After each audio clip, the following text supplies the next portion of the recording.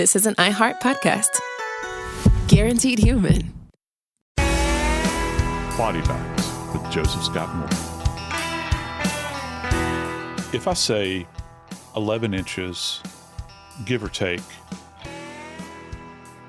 0.875, or if I say 7 inches, which is actually 18 centimeters, or if I say 311 grams, which actually equals 11.2 ounces, those numbers are very random.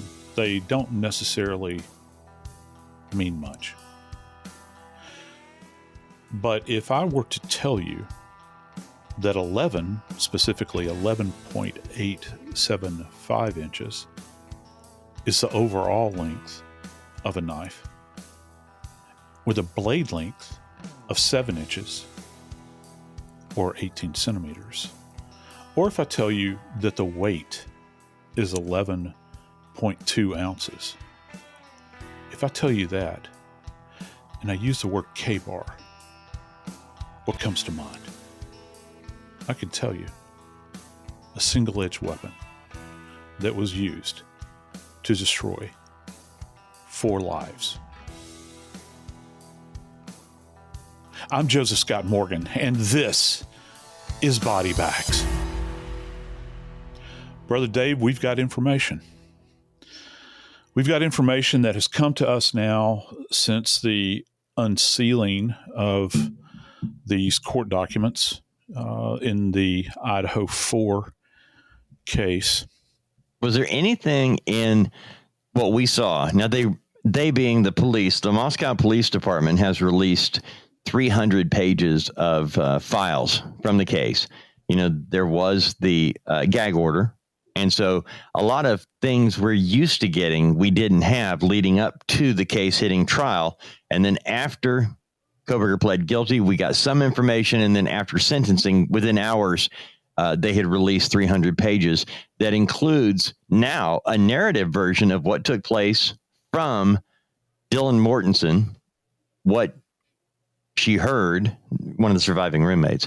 And based on what she told police officers, Joe, we're able to put together a timeline of inside the house that night, when things happened, and to a degree, how they happened, and in what order they seemed to happen. Yeah. We still don't know who was the target, although I believe Bill Thompson, the prosecutor, suggested that it was either Maddie Mogen or Kaylee Goncalves as the target. Do you concur with that? Based on... Yeah, I would hate so. And here's why. Just on the surface, I think what kind of perpetrator would go to the most distal area of the house where there is no potential way to escape other than diving out of a 3rd-story window or coming back down the staircase? It's a high risk proposition, I think. So I think that you have to factor that into the thought process relative to the perpetrator's destination, because it's a terminal destination in more ways than one, obviously, Right. But it is the terminus of where you can egress to. That's kind of my thought about it. And I believe that the perpetrator, the now convicted 5-time over felonious perpetrator, that's what he had on his mind. I think that he had observed, probably on multiple occasions, which I have put that forth now for a couple of years. He had a point of observation, a hide, if you will, where everything played out fantastically in his mind, in the dark, like the slithering reptile that he has proven to be. And he could just sit there and watch. The only thing he was missing was the hot sun and a rock, because, he's exothermic. Just sitting there watching, biding his time with those hollow, lifeless eyes. In the words of Captain Quint from Jaws, like doll's eyes. You think that it's not living until it bites you and they roll over white. I think that that's the best descriptor. So yeah, I've compared him now to a reptile and to a great white shark. Yeah. When Kaylee Goncalves' mom and dad have been the most vocal of all the parents, and now having seen them and what we now are getting ready to talk about, some of the information that we have found out. I never thought much of the picture, the selfie that Kohberger took a little after 9 a.m. the morning after this took place. And it was Steve Goncalves that said that was his marker. That was his, because he had gone back over, and we know that, he did the murders between 4 and 4:20 in the morning. He had gotten all the way back to his apartment, and then he came back by around 9 o'clock and didn't see any cops, didn't see anything going on out there.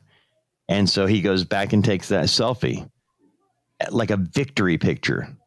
Yeah. He'd gotten away with it. He thought he had gotten away with it at that point. Yeah.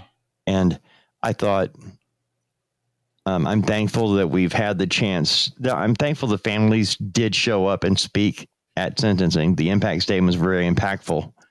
I do think that if Kaylee Goncalves' older sister, Alivea, yes, if she wants to run for office, I volunteer to be her campaign manager. I believe. Oh my gosh, they actually her as much as anyone else. But so many times, Joe, when we are going to speak, whether it's in front of a group of business people or at church or a civic, whatever it is, we rehearse how we're going to do it, and it never comes out that way. No. Sometimes when we have an argument with a spouse or a boss, we'll go through all the things we're going to say, and we get it in our mind of what we're going to say and how we want to say it. But then usually it's with a boss. When we get in front of them, none of it comes out that way, and they end up getting what they want anyway. In this particular case, Alivea Goncalves kicked it through the uprights. She said what most of us were feeling. And I have to tell you, I love the fact that you mentioned interacting with other people, and like you have a planned, like at the end of maybe a commentary that you're going to offer on something. There's a question and answer period. Mm-hmm. She knew that was not going to happen. It's a different process what she went through, and how many times, Dave? And I'm speaking to myself here too, mm-hmm. because I know that. If you've ever been in an argument, and I would bet dollars to donuts that our friends out there have experienced the same thing, how many times over the course of our lives have we wished that following maybe an argument, a blow up, whatever it is, an hour later you think, God, I wish I'd said this. She left it all on the table. Oh yeah, there was nothing. Right. I think that there was. Within good taste, I think that now if it had just been her and him, and I'm projecting here, mm-hmm. in a room together, it would have been a bit more salty, with him strapped to a chair somewhere and her talking to him. But in that, and it's for those that have never been to court, this is the other added bit to this that's so fascinating to me. The first time, obviously, I testified in court, I'd never been to a foreign country. Never. I didn't travel abroad until I was older. And if you want to come close to that, go to court. If you've never been to an alien landscape or foreign landscape, go to court. The environment is different. The language is different. The way you present yourself is different.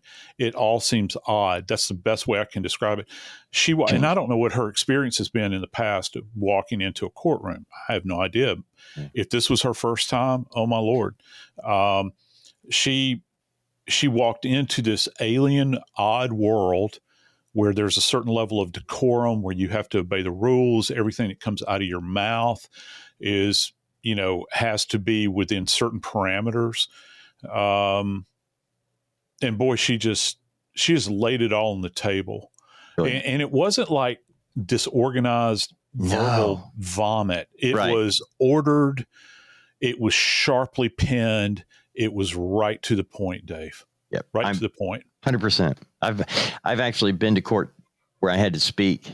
The first time I learned, I didn't know this. I didn't know that that people who took an oath, to tell the truth, lied in court. I didn't know that until my first time in court, and the police officer lied. Yeah. And I said that crushed me. It changed everything about how I speak in public. That one, and I'm glad it happened when it did, because I learned a valuable lesson. I'm so proud of the way she handled it, because it was better than I would have done.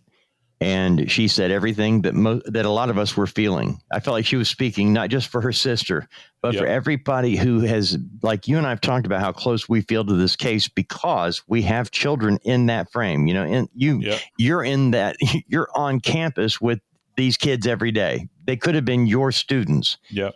And as well as he could have been your student. That's the scary part.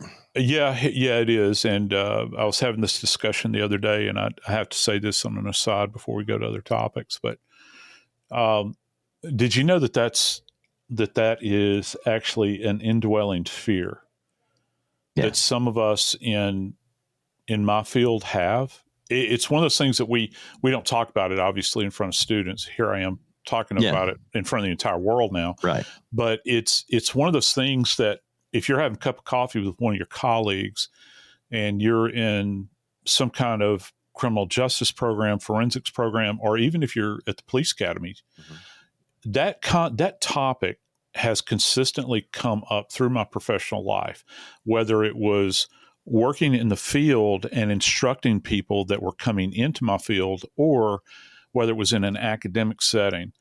I wonder who's in the audience. Who's out there that's there to glean information and that they're going to take it away. The professors at DeSales, there's no way they could have predicted. No way.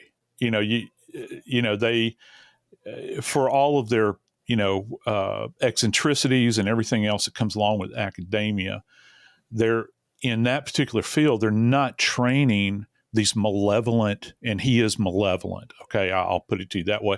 They're not training malevolent beings in this context to go out and beat the system or do whatever it is that they're doing. This is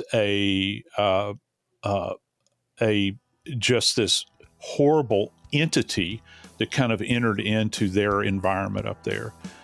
And then when he left, and hell followed after him.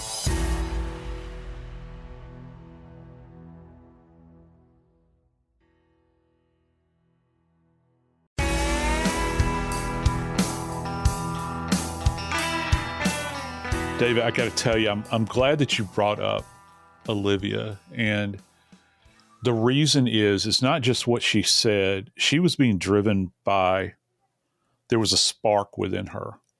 And that spark, I think, to a great degree, the families have always known a bit more information than we've been privy to, as well they should. They haven't known everything, okay? Understand that. But let's face it, families went to funeral homes. Okay, let's just put that out on the table.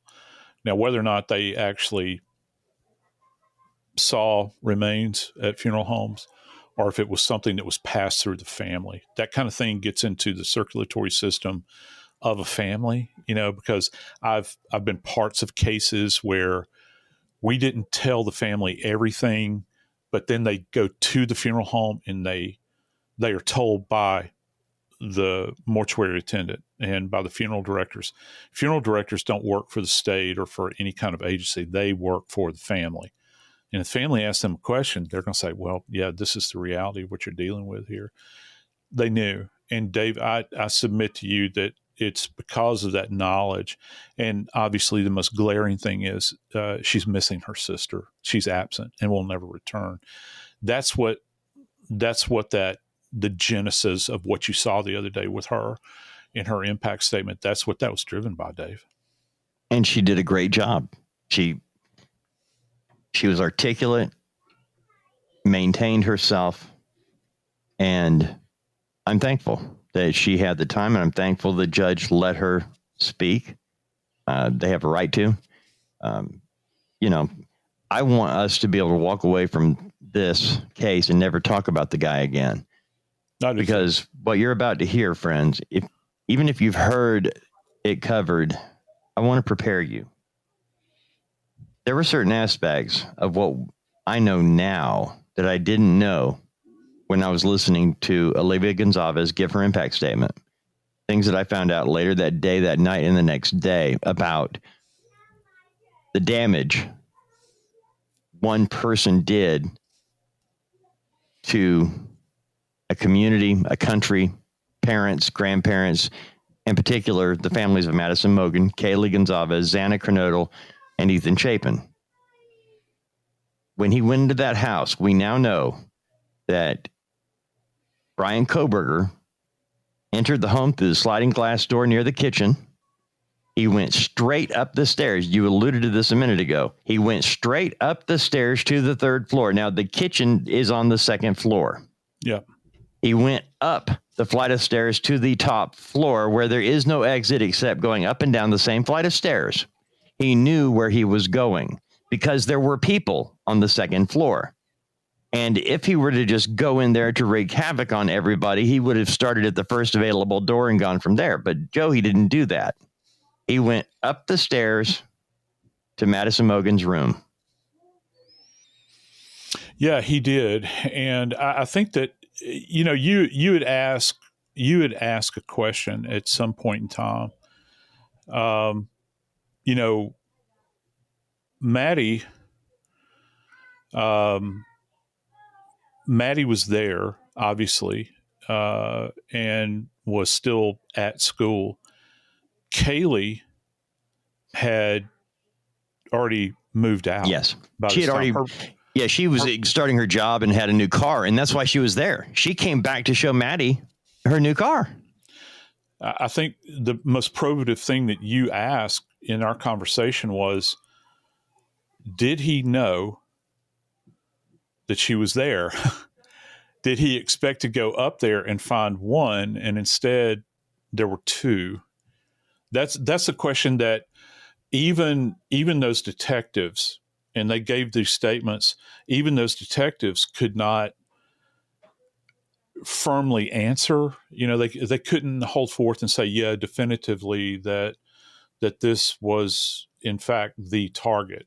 They kind of hedged their bets and said that it could have been either Maddie or Kaylee.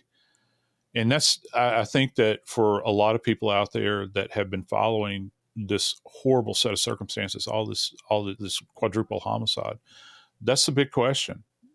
You know, they want to know why, but they want to know who. I think who was it? But you know, in our efforts, and I think that you and I have done a pretty damn good job here of honoring the victims. Because I'm going to tell you, you and I are going to fight if either one of us mention his name, because I'm not saying it again. I know I accidentally did a minute ago, and I thought, I can't believe I did that, man. Yeah. And I'm so sick to my back teeth of him. And I do want to talk about them, and I can't sit here and espouse what their lives were like or their childhood was like or anything like that. I'm a forensic scientist. And so I want to talk about the havoc that was, you know, the havoc that he left behind, the evidence of it. That's the interesting thing, isn't it? We, in crime scene, people talk about evil all the time. They talk about it in these kind of nebulous terms, right?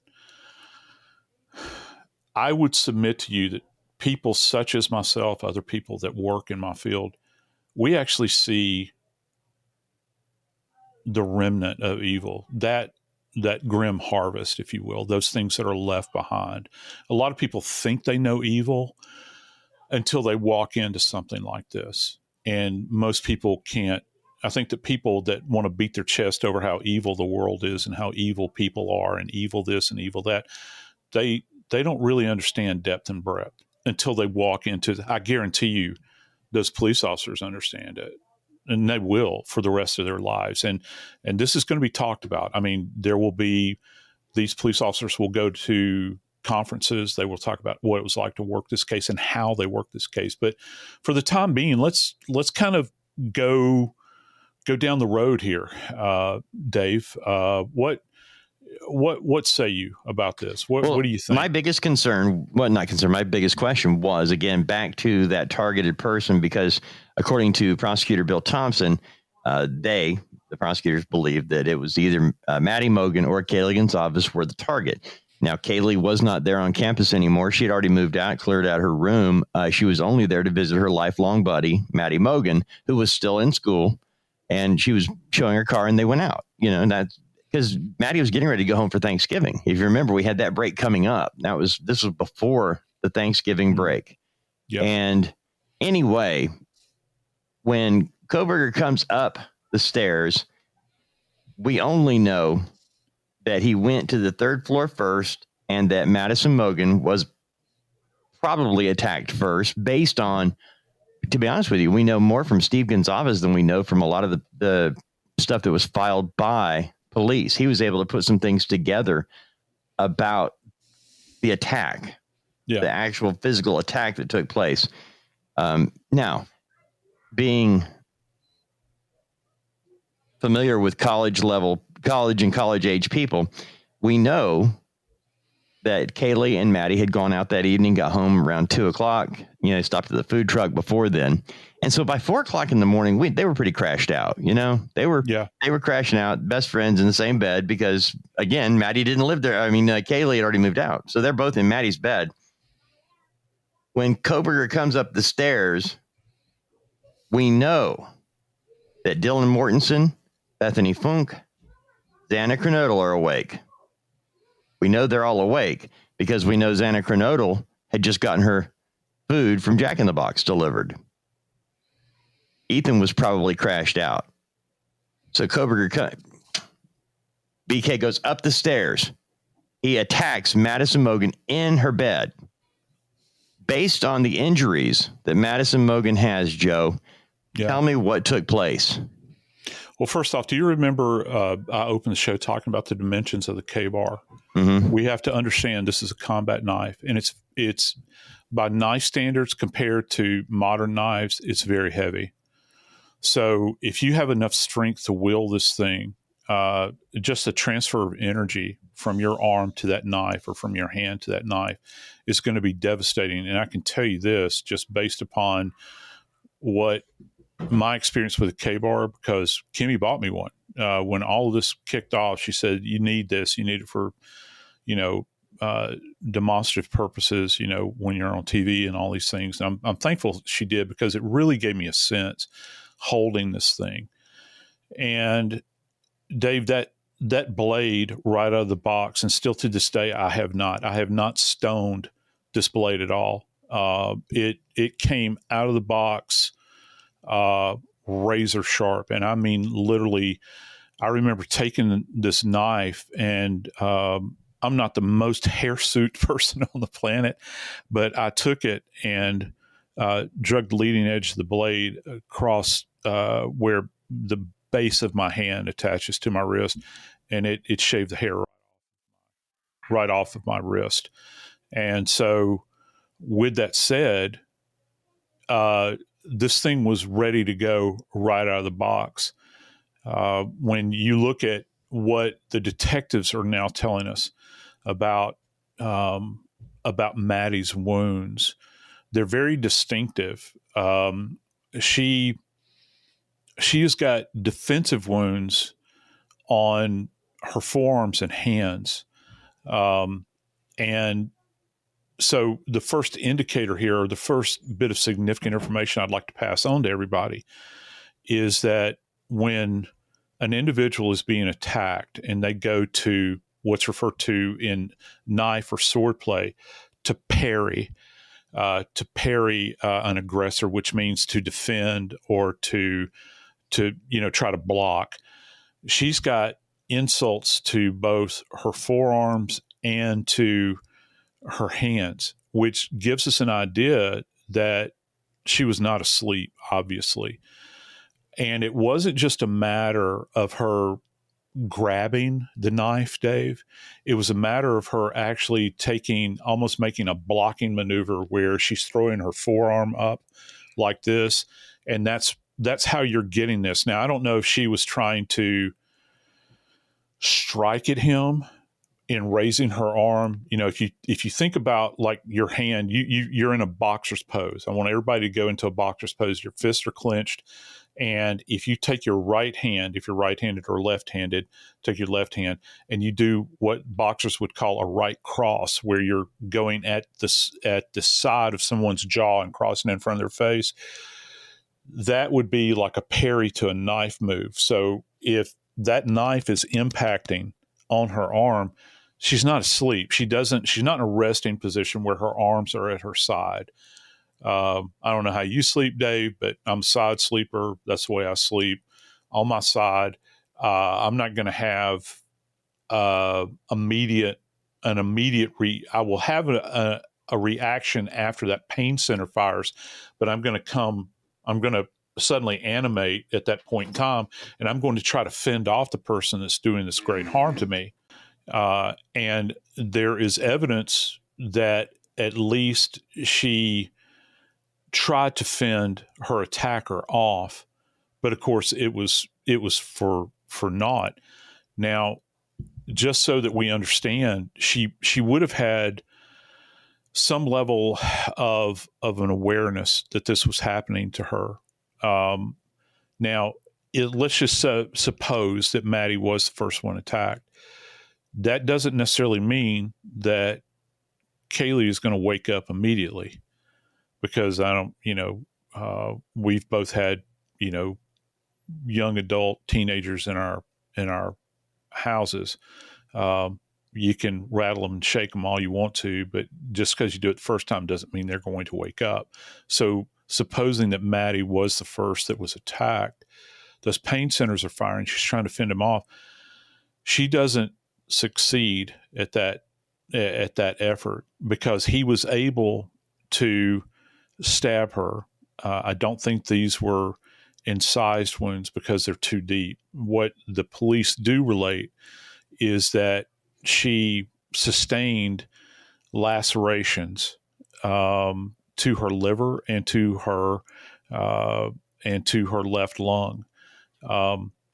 Now, understand me, because it sounds like I'm talking on both sides of my mouth, because we actually did a special edition on body bags about sharp force injuries. And I talked about the delineation between sharp force and blunt force injuries. And we're going to get into some blunt force stuff here in a moment, but understand that when a forensic pathologist actually begins to talk about the liver in particular, there's a couple of odd terms they'll use for the liver particularly.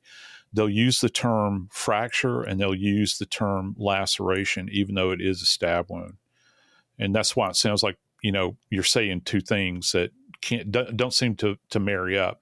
So I wanted you to clear that up. Yeah. When we did this, when we did the show before about, the sharp force trauma, I didn't know. I mean, I thought laceration, to me, that's a slice wound that opens up the skin, and because that's just what it sounds like. Well, but that's not it at all. But that comes from, most of the time, lacerations are associated with blunt force trauma. Like, you get a lacerated liver also if you're in a car accident. Okay. That's not what they're saying. They're saying that she was stabbed, and she stabbed into her liver, and they're referring to this liver injury. Now, we're not talking about the exterior of her body. And if you'll place your right hand at the base of the right aspect of your rib cage, this is where that injury to Maddie was. Your liver sits right underneath that last rib on the right side. Okay. It's not beyond the realm of possibility that the liver would be injured when you've got this kind of violent knife attack that's going on. But for whatever reason, they've referred to this as a laceration to her liver. He will have also, whenever we actually do get to see the actual autopsy report, if that happens, that they'll talk about the track of the wound, how deep it actually goes, what little landmarks within the liver it impacted. liver is a very dangerous area to insult. And the reason is that next to the brain, I would say is probably the most vascular organ in the body. So if the liver gets damaged, you're going to bleed out, and you'll bleed out abdominally. But then there's something interesting that happens. They talk about, and I'm assuming that based upon what we're hearing, that the liver and this injury to the lung, and it's the left lung. So you've gone from the right lower side of the body, or the right, it would be the right upper quadrant of the abdomen. Okay, it's where the liver is. Now you move over to the left lung, which is on the other side of the midline and up. The left lung has been penetrated with this weapon. It's passed through there. So now you've got this horrible injury to the liver, which depending upon how broad the opening is in the abdomen, she's bleeding out from. Okay, because blood is still coursing through her body at this point in time. I'm sorry, go ahead, Dave. No, how quickly, based on these, because we know she's got the injuries to her forearms and her hands, so she's blocking. Yeah. How quickly would she become incapacitated after getting stabbed in the liver and the lung?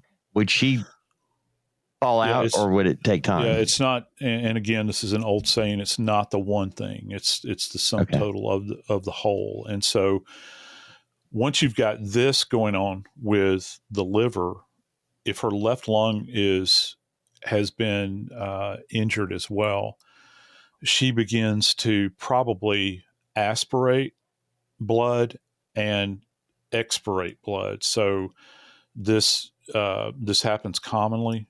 She'll be taking on blood into her airway, and she's coughing and hacking at this point in time, and it'll be very frothy blood that would be coming from her nose and her mouth.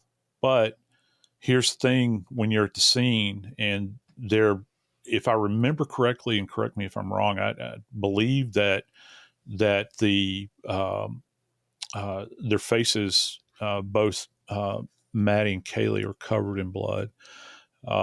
It's going to be hard to fully appreciate, because with Maddie, she's got a very nasty gash that is also extending from her eye to her nose. So you're going to have blood that is profusely kind of running down her face at the same time.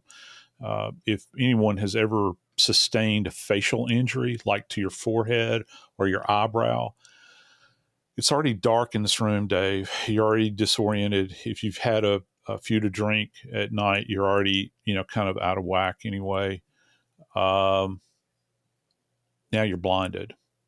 Okay. And I don't mean blinded like you've been, your eyes have been, lacerated themselves. I'm just talking about you've got blood that's flowing in, and plus you're expirating blood out of your nose and your mouth. That's a tough position to be in. And she's a little bitty thing, man. And to try to fend off this reptile, this gigantic man reptile, is very, very difficult. It's her death would not have been, if you're looking to me as a death investigator to try to assuage any kind of fears that you might have had, that her death was quick and painless. I can't do that here. I can't, and be truthful with you. This is something that was painful. It's something that she had an awareness of. And of course, we know that contrary to earlier reports, that her death was not, in fact, while she was asleep. The other thing that they were able to ascertain, and it's probably a combination of all of the victims, they knew that they were dealing with a single-edged weapon And that, as I stated earlier, Dave, this thing right out of the box, they actually believe that this is very sharp. Many times with sharp force injuries, you'll get this kind of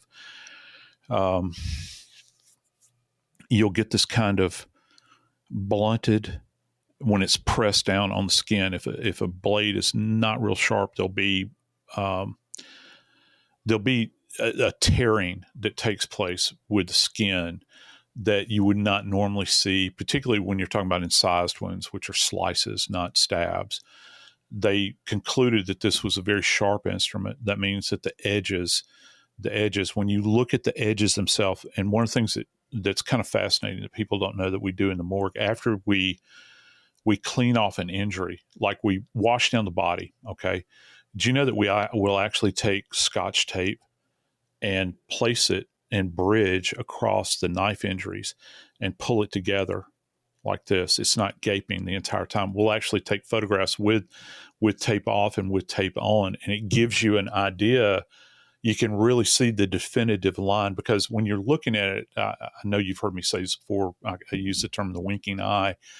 It just looks like this gaping thing, but when you take tape and place it across it and pull those edges or margins together, you can really appreciate it. I would imagine they did something similar to that in the morgue. They were able to appreciate those little margins. That's one of the reasons they were able to conclude that this is a very sharp knife. Also, if this knife passed through into her lung, Dave, here's something else that's taking place. This blade is passing through bone. Understand that. You have to understand that. You cannot, unless you hit it perfectly and the blade is turned so that it is in the horizontal plane as opposed to the vertical plane, which almost seems abnormal, it would have notched the bone. There's a high probability of that. If not in Maddie's case, certainly in maybe some of the other cases along the way. They were also able to determine it's a very sharp knife. They did conclude that this is not a serrated knife, that this is a smooth edge as opposed to serrated. You think about steak knife, for instance, and I worked a lot of those cases. The edges are not, they've almost got a, forensic pathologists use the term scalloped. They have a scalloped appearance to them. They're kind of curved out in those areas.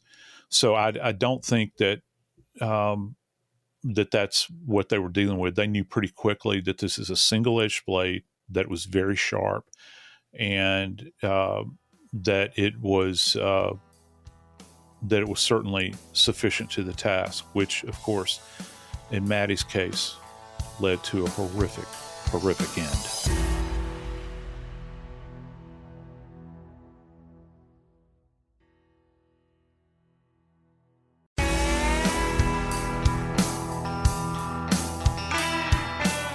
Dave, you have daughters. I have daughters. When they're little, I always find I used to kid my youngest daughter. She would come home from school and she'd say, "I have a new best friend." I was like, "How can you have a new best friend? What happened to the old one?" "Oh, they're still my best friend." And I couldn't understand. And my wife said, "Calm down. She's a girl. This is the way this operates." I was like, with a boy, I had a best friend when I was growing up. He was like my best friend all the way through high school. I mean, right. I didn't have like multiple best friends. Kaylee and Maddie were like best friends. I mean, it wasn't like, well, she's my best friend. She's my best friend. It's like they're best friends.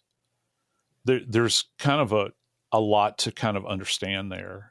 In a very tragic sense, almost Shakespearean, I think. The Kaylee's family, that they died together. Yeah. Kaylee's family talked about Maddie as a sister. That's what Alivea Goncalves talked about, losing sisters, that they were so tied together for so long that they were members of each other's family. There was more than just their, the friends. They were family.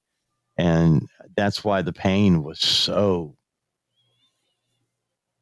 My heart hurts for the family so much that I was thankful they got that to say what they said.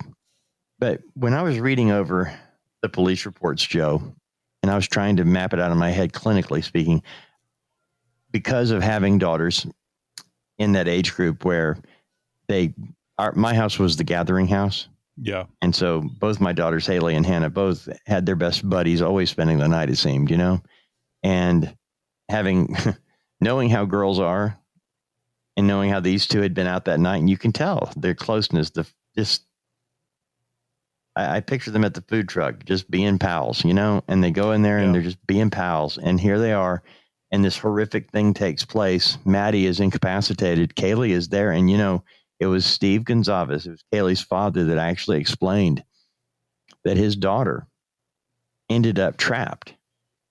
And I couldn't quite grasp that until I saw the reports, because of where they were in the bed. Kaylee Goncalves, as this attack began on Maddie, Kaylee wakes up, but she is trapped between Maddie, who's trying to fend off this attack, and the wall. Yeah. Kaylee is between Maddie and the wall on the bed. Imagine what that was like. That's why I was trying to get an idea, Joe, of how quickly would they become incapacitated from the knife injuries, Maddie and then Kaylee, because we're talking a very short window of time here. We're not talking a long, we're not talking minutes. We're talking minute. 60 seconds. Is that enough for Maddie for the attack to begin? Her become incapacitated and the attack on Kaylee take place 1 minute, 45 seconds? What are we talking about here? Well, that's one of the questions people have thrown out there many times. Is it possible for this reptile to have entered this home and killed 4 people in this short period of time? I believe it now.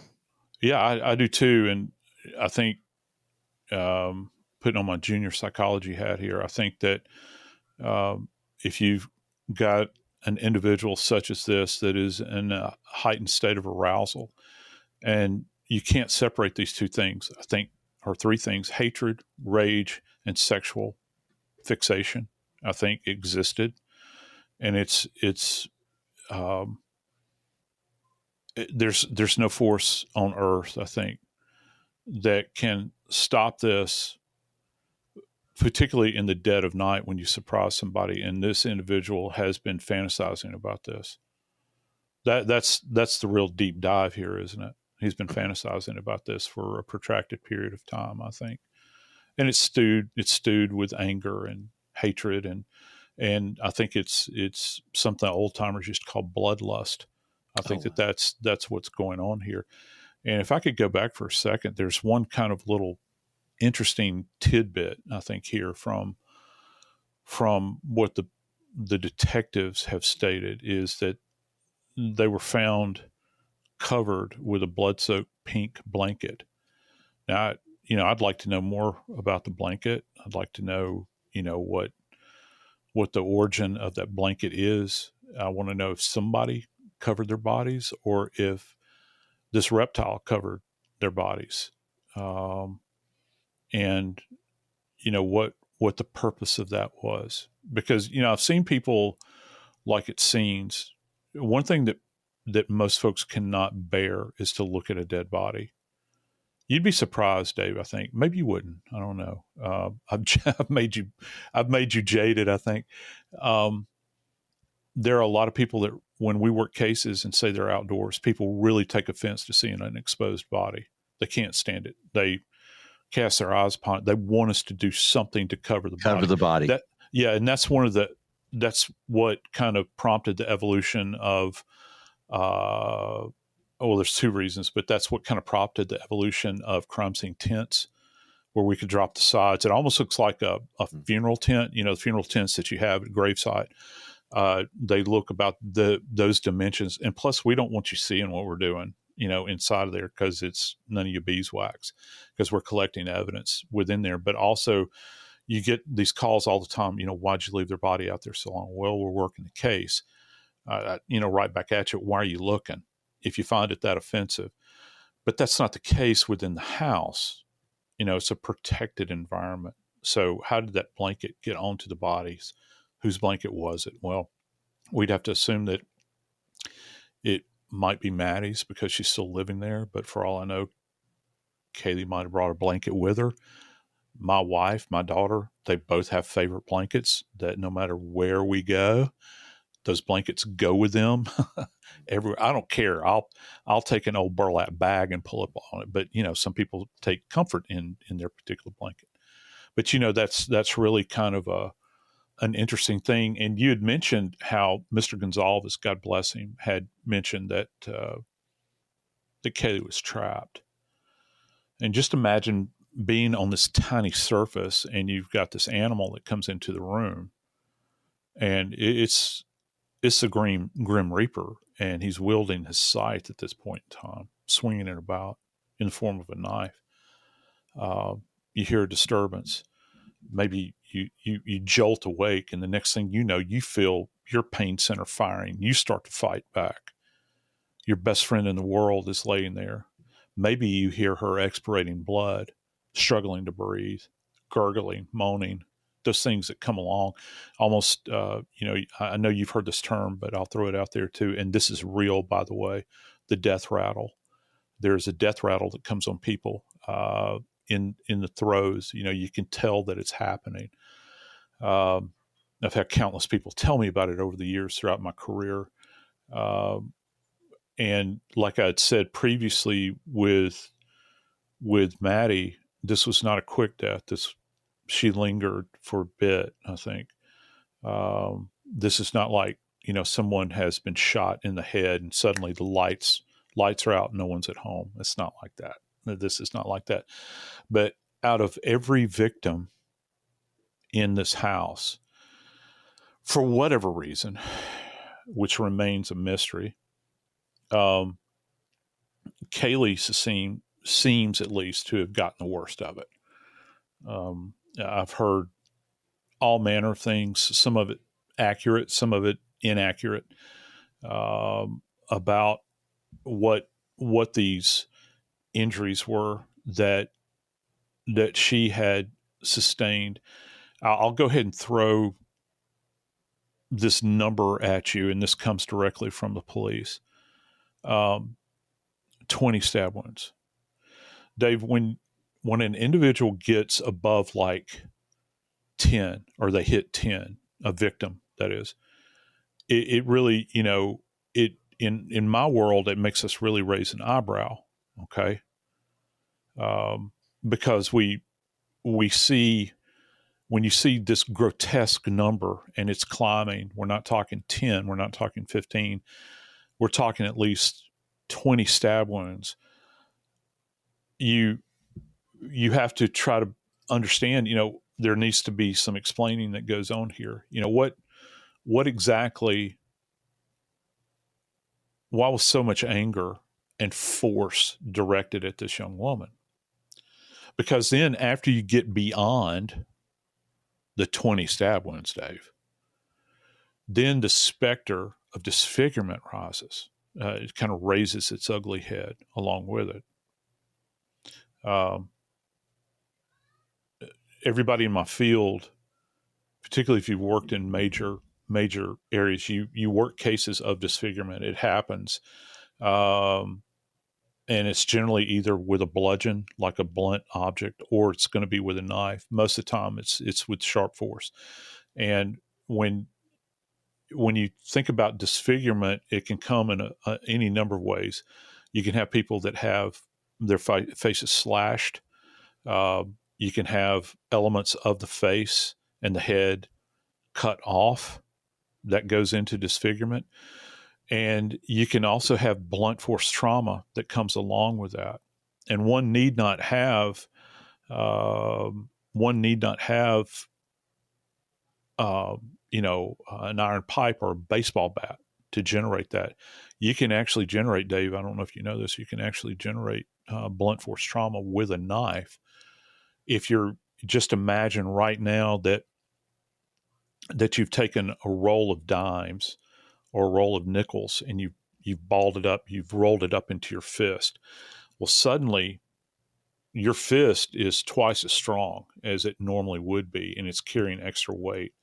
And if you're trying to get somebody to submit to you and you're holding, say you're clutching a knife and it's rolled up, you begin to pound on them with a knife clenched. And you're not using a blade here. Understand, you're using your fist. You're striking downward. And also what can cause a really nasty injury, I urge anybody that hasn't seen, and I think most people have, that hasn't seen an image of the K-bar, look at it, because it has got a guard, a hand guard on this thing that could create some really odd injuries depending upon how an individual is struck with it. And they're not going to look like knife injuries. They're going to look like something else. They're not going to have those really neat edges to them like you see with the blade. The business side of the blade, it's going to have it's not a blunt object, but it will have, the margins will not, if the handguard itself breaks the skin, it's going to be a bit more jagged in appearance. Here's another thing that I urge you, if you take a look at the K-bar knife and look at it in its totality, particularly the handle, I'm not really sure what the composite is. I think in the past it has been leather. That handle is striped, and it's striped in the horizontal plane. So you've got these ringlets that kind of run around it, and they're furrowed. The thing actually has furrows in it so that you can grip it. The reason it's made that way is like our fighting force, the Marine Corps. Can you imagine being on some hellhole in the South Pacific island and you're fighting the Japanese? You're sweating, right? That handle that they introduced, and this knife was introduced to the Marine Corps in 1942, it prevents this thing from slipping in your hand. Okay, if you're holding it with a bare hand, and it's got a texture to it that almost feels like leather when you rub your hand, like unpolished leather almost. It's like a rough suede kind of thing that goes on there, but it actually has these, in the horizontal plane, it's got these ridges that are cut into it. Now, I've heard that some of the trauma that Kaylee had sustained had these kind of linear marks to it. And and when I'm saying this from the perspective of disfigurement, if she has sustained blunt force trauma with this thing, I'm wondering if part of the handle, perhaps just the force of it, kind of raining down on her, made contact and it abraded that area, and it would leave behind that impression, that abraded impression, Dave. She had horizontal markings that they couldn't identify. Idaho State Police, the detective actually talked about that there were injuries that they could not identify or hadn't identified at the point that we were reading the report. Doesn't mean they haven't come up with an idea by now, but at the point they wrote the report, they didn't know where they came from. But I got to ask you a couple other questions because... Yeah, please do. All right, Kaylee has her fatal injuries included left lung laceration, liver laceration, just like Maddie. Yeah. But then she also has 2 subdural bleeds and a stab behind her clavicle, which cut her subclavian vein and artery. But there was the other idea of the asphyxial injuries. And I put that together with Dylan Mortensen. Dylan Mortensen, in her statement to police, said she heard Kaylee scream, "Somebody's in the house." Now, we didn't hear that or at least I don't recall hearing that in any of the reports we've done on this until I read the report, and I actually went to the 32nd, 33rd, and 34th pages of the 300 and found Dylan Mortensen talking to 2 different police officers. And she mentioned that she heard Kaylee, who she thought was Kaylee, scream, "Somebody's in the house." She said, "Scream, somebody's in the house." And then she described hearing some other things. But now that I know that Dylan Mortensen described Kaylee screaming, now the gagging that we had, the injuries, make sense. They didn't make sense before because Kaylee has injuries that are specific to her and different from everyone else. But if she woke up and she is screaming, somebody's in the house, get help or whatever, then yeah, her injuries are going to include gagging, trying to get her to shut up. I'm surprised he didn't cut her throat, but what damage he did. He got close. He got close because, you alluded to these subclavian injuries. Yeah, what is that? Why don't they write out what these are for those of us who haven't gone to medical school? Well, it's your clavicle, it's your collarbone, which I don't know about you. I've broken my right one at some point in time. Painful injury, by the way. You've got these vessels that travel beneath the clavicle, hence subclavian, and you have veins and arteries. So you've got a venous return, you have arterial delivery, and both of these are very either one of those can portend a fatal event. So both of those could be fatal. I've been scratching my head over this idea that the police have put out, and I know that this is coming from the forensic pathologist that did the autopsies over in Spokane, that there's an element of asphyxia here. I am thinking, at least, that the only way you can make this diagnosis is by evidence of potential petechiae, perhaps. You combine that with the weight of the lungs, this sort of thing, but she's undergoing this traumatic event.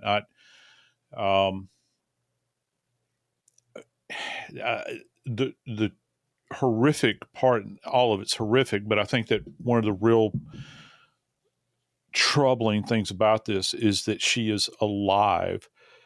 This was not, again, this is a torturous death. There would have been an awareness, again, on her part, as there was on Maddie's as well. Kaylee's may have lasted a bit longer, and she did, fight back, and you try to take some kind of, I don't know, solace in that, I guess. I don't know that you can actually take solace in something that horrific. I'm Joseph Scott Morgan, and this is Body Bags.